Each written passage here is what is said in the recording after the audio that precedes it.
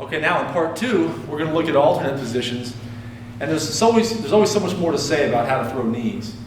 But with the basics behind us of the center plumb position, we have throwing knees in response to the things that he does to try and better his situation. So I'm here, and one thing he can do is he may be trying to counter clinch or fight for the inside, actually. And as he's doing that, I keep fighting for the inside, and I'll block the bicep. This is something we covered in a previous video, where if I get him here, then he can't use his right arm to at least to hold on to me. But what often happens here is he'll try to pop his way free. If my elbows are a little loose, he'll pop his head under, and if I keep my elbow close, I can hold him here and get the shoulder or upper arm, and then I'm throwing knees in this offside position here. Boom. All right. What can happen from this point is he might close and drive in on me. All right, kind of change level like he's gonna shoot, and then I can catch him in the front headlock. From here, I can spread him out, or we may even go down, from which I can throw knees here. Well, he can't get out because the front headlock prevents him from pulling out as well as going further in. So he's sort of stuck, where I can throw knees here.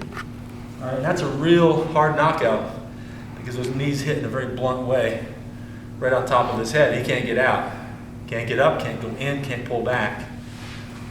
Now, in addition to this, it can lead to what we call a crunch position and underhooks that can get you off to the side of him. This is very useful because when you're not in front of him, he can't throw knees back. This is also when you can't fully break his posture, when you can't get his head forward and he's able to throw knees. He can only really throw them at someone who's in front of him. So it can lead from this to this, with my head in, throwing knees here, or locking my hands here, and then I might put my head behind. And here again, I can throw knees here. I can even come around here and throw knees.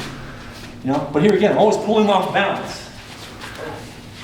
If he tries to fix his position, he might pull his arm out. But back here again, I just make sure that I've already got his head down.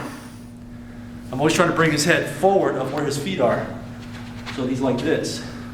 When he tries to catch his balance again and bringing his base under him, then I'll pull him off to the side. And there again, do that. Now, this says nothing for also how your knees can combine with other natural weapons. If he's slipping his head out, I can push his head out, and that's a nice opportunity for my cross.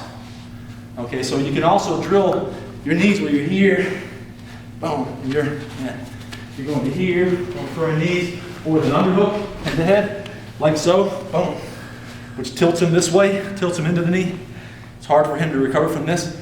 And then if he slips his arm through, I can push him out and hit him and be ready to kick. And then I might be back to knees again. And for that matter, if you're on the off-center position, he pushes into you, I can turn off-center, throw the knees again.